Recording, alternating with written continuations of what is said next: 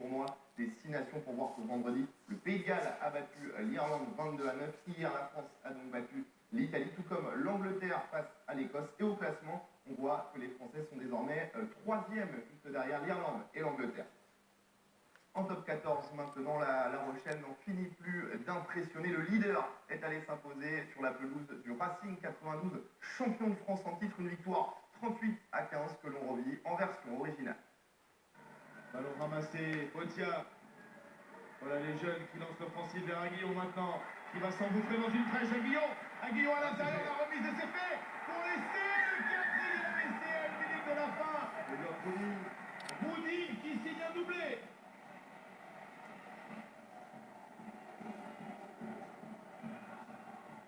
Quatre autres matchs avaient lieu hier soir sur les pelouses du top 14 pour le compte de la 20e journée. On revit tout ça avec Damien Bourdet.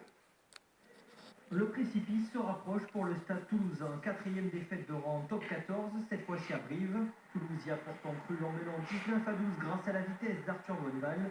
Les Rouges et Noirs sont ensuite trop indisciplinés et face en buteur de la trempe de Gaëtan Germain, cela ne pardonne pas. Le meilleur réalisateur du championnat enquille 7 pénalités pour une victoire 21-19. Le bonus défensif toulousain est une maigre consolation dans la course aux phases finales. Ni la victimisation ni les excuses seront le mot d'ordre.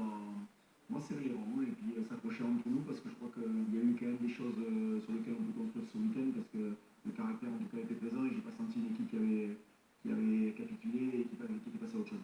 Le carton de la soirée, probablement celui de la saison, et pour Toulon face à Bayonne, 82-14, 12 essais pour le RCT avec 4 doublés, Dabana, Gill, Smith et Muller.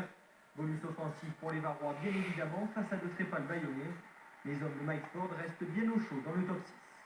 On avait vraiment très à cœur de faire un bon match. Je pense que ça s'est vu d'entrée de jeu. On les a pris à la gorge, on a avancé sur chaque impact. Et voilà, après le score reflète bien la partie. Donc on est très contents ce soir. Bordeaux-Bègles respire enfin. Première victoire depuis le 19 novembre dernier. Les Girondins stoppent leur mauvaise dynamique en infligeant 6 essais à Grenoble. Bonus offensif en poche.